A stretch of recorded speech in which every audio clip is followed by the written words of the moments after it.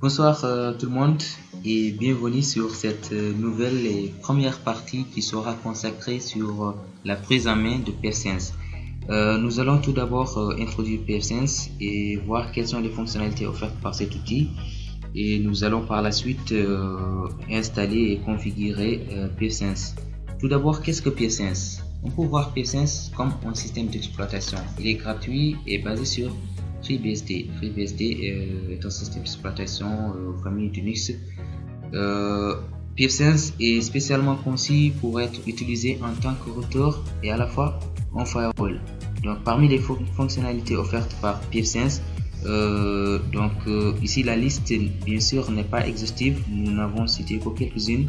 On peut configurer le firewall de pare-feu avec PFSense, configurer le routage, tout ce qui est la configuration des adresses IP, etc. On peut aussi configurer le serveur DHCP de manière à ce que chaque machine qui se connecte sur notre réseau local se voit attribuer une adresse IP. Il est aussi possible de faire la traduction d'adresse réseau avec le protocole NAT, de configurer le DMZ, le Demilitarized Zone, ça veut dire la zone délimitarisée, etc. Et avant de l'installer, nous allons voir d'abord quelles sont les configurations minimales requises. Donc, comme on peut le voir ici, il nous faut un CPU, un processeur recommandé d'un GHz et une mémoire RAM d'un gigaoctet recommandé et une mémoire de stockage supérieurement à 1 gigaoctet. Donc ce que nous allons faire dans cette partie, c'est que nous allons configurer le routage. Nous allons aussi configurer le serveur DHCP de notre routeur PFSense et nous allons configurer par la suite, ça certainement ça va être dans la deuxième partie. Nous allons configurer le firewall et en bloquant l'accès à tous les sites internet excepté le site google.com et Stack Overflow à titre d'exemple. Donc sans plus tarder, nous allons entrer dans le vif du sujet. C'est que là nous allons créer une machine virtuelle dans laquelle nous allons installer notre routeur PFSense. Donc avant de l'installer, donc il va falloir le télécharger ici sur le site www.pfsense.org download. Là la version, on va télécharger la dernière version et l'architecture ici, bon, pour mon cas c'est AMD 64 et là pour l'installer on choisit soit USB Memstick Installer or CD Image ISO. Là pour si par exemple on veut installer PFSense sur une machine physique, on doit choisir ici l'option USB Memstick, donc afin de booter sur une clé USB. Pour notre cas ici, vu qu'on va installer sur une machine virtuelle, on va choisir image ISO. Donc moi c'est pas la peine que je le télécharge vu que je l'ai déjà téléchargé. Donc là qu'est-ce qu'on va faire?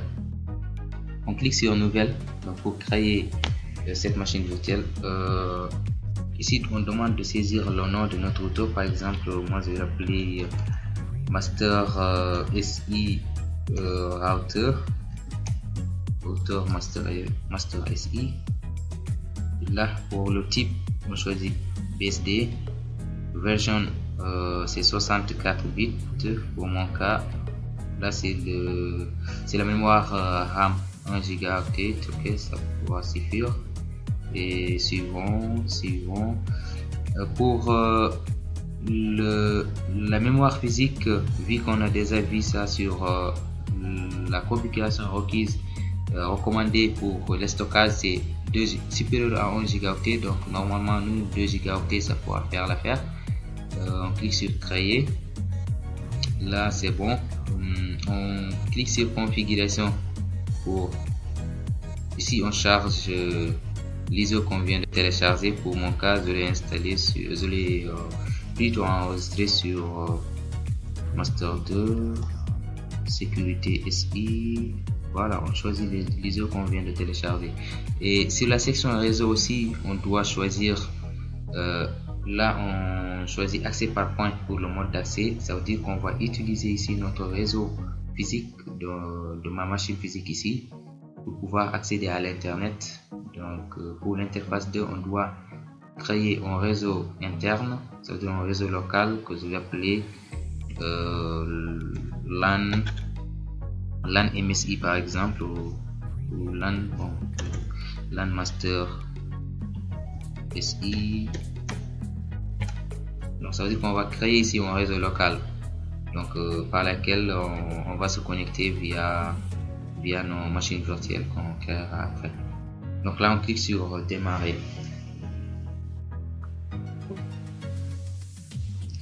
Bon,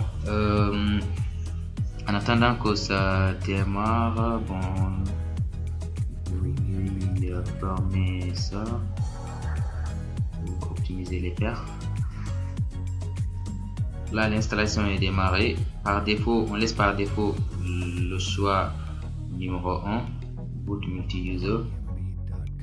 Ça veut dire c'est pour plusieurs utilisateurs. On revient ici sur VirtualBox. Nous avons déjà créé une machine virtuelle Windows 8 avec laquelle on va administrer PFSense. Il va falloir que cette machine soit connectée sur le réseau local qu'on vient de créer avec notre routeur PFSense ici. On va choisir LAN Master SI. Bien sûr, le mode d'accès sera réseau interne ici.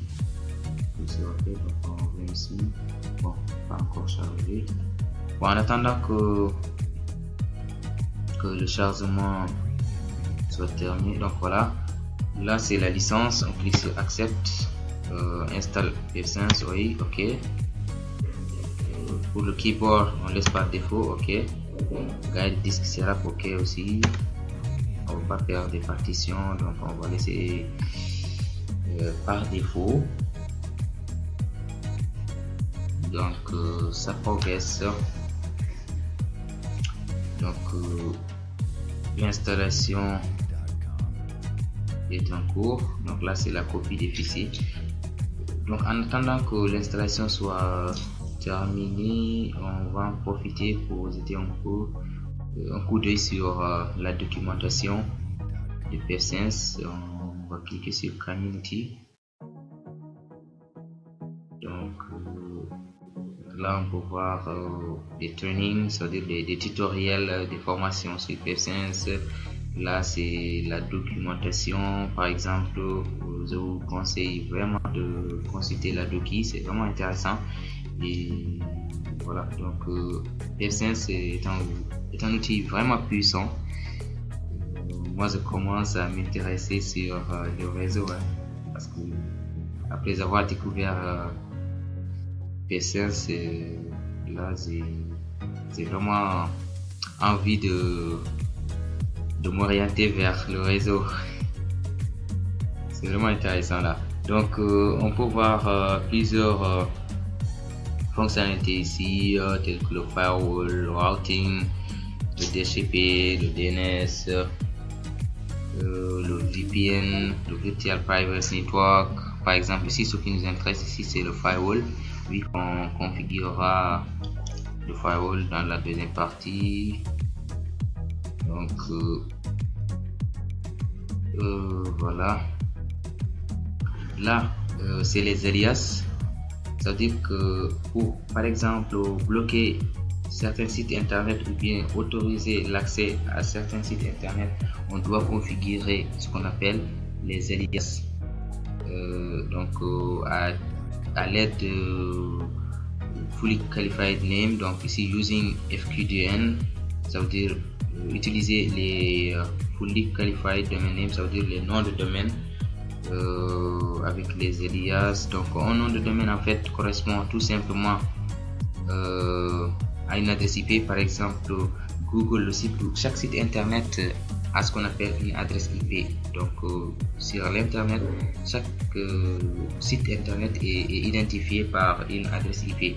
Donc il est voire impossible ou bien c'est pas facile de retenir en fait une adresse IP. Donc pour cela il y a une alternative Donc c'est qu'on va utiliser les domaines, les noms de domaine. Exemple www.google.com. Ça correspond à un nom de domaine. Donc www.google.com, ça correspond à une adresse IP. Donc une fois qu'on navigue sur le site www.google.com, le serveur, qu'est-ce qu'il va faire? Il va prendre le nom de domaine ici et le convertir en une adresse IP. Donc on va pas aller entrer trop dans les détails ici. Donc là on vient de terminer l'installation. Donc là on demande si on veut utiliser le shell. Non, pour l'instant. Et l'installation est terminée. Donc on nous demande de rebooter, ça veut dire de redémarrer le routeur. Donc avant de redémarrer, il faut ici aller vers configuration et retirer l'ISO. Donc sinon la machine risque de démarrer, de booter sur l'ISO et de l'installer une deuxième fois. Donc on va cliquer sur retirer et OK. On revient ici, on clique sur OK, reboot. Donc là notre routeur va redémarrer.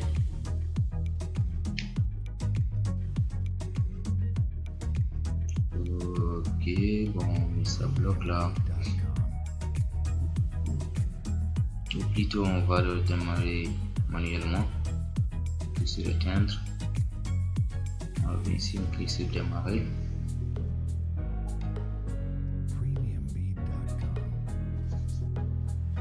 Donc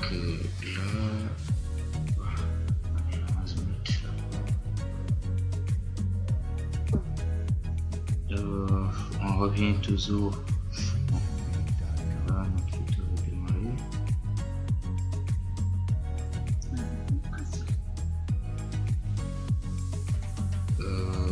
Ok. Donc on revient ici en attendant que ça démarre sur la documentation. Là on va ouvrir ce lien pour voir qu'est-ce que ça donne en utilisant les alias.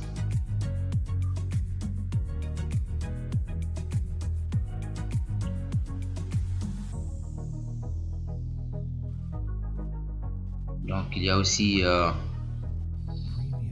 les rôles. Donc une fois qu'on configure les alias, donc on doit créer ce qu'on appelle des rôles. Donc un rôle pour les sites autorisés et un autre rôle qui sera consacré aux sites bloqués. Donc nous verrons tout cela dans la deuxième partie. Donc là notre routeur est en train de démarrer. Starting server.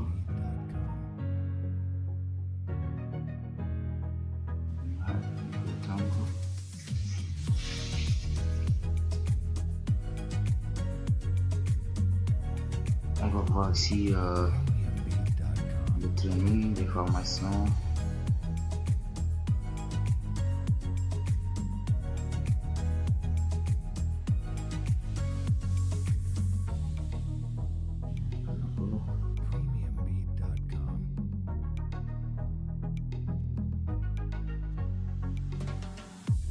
Voilà, il va falloir s'enregistrer en fait, donc pour pouvoir suivre les informations, plutôt les formations et tout.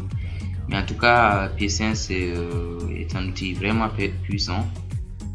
Je vous conseille, je vous suggère vraiment de découvrir cet outil.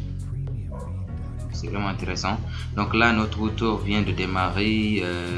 Nous allons configurer ce qu'on appelle l'interface IP address. Donc on va configurer les adresses IP. Donc on choisit ici 2. Cliquez sur entrée. Et là, nous ce qu'on va configurer, c'est le local area network. On choisit 2 encore. Là on demande d'entrer l'adresse IP de notre réseau, notre routeur en fait, donc 192.168.1.1. Et on demande ici le nombre de sous-réseaux autorisés qu'on va utiliser. C'est bon, nous on va utiliser seulement 20 sous-réseaux. Ok. Entrée. On va pas configurer IPv6. Là on demande si on veut utiliser le serveur DHCP. On choisit yes.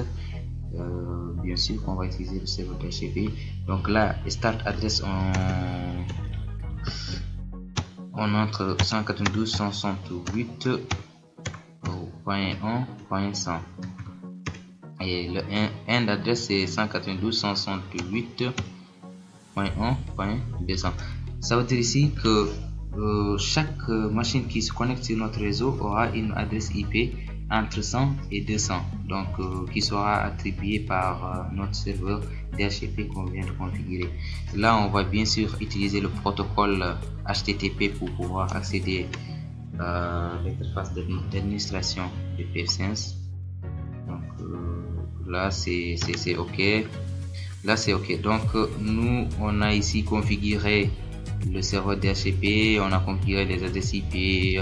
Notre adresse IP de notre réseau local c'est 192.168.1.1 et notre réseau, bon là nous sommes connectés via notre Wi-Fi ici, donc la connexion de notre machine physique, donc automatiquement on nous attribue une adresse IP 192.168.43.230. donc on va essayer de voir si on a l'accès à internet à partir du console du routeur ici. Bon, on va choisir l'option 7 ping host pour pinguer un réseau. Par exemple on va choisir bon là on faut entrer le nom de domaine ou bien l'adresse IP. On va choisir par exemple www.google.com pour voir si on a accès à internet, ou plutôt entrer.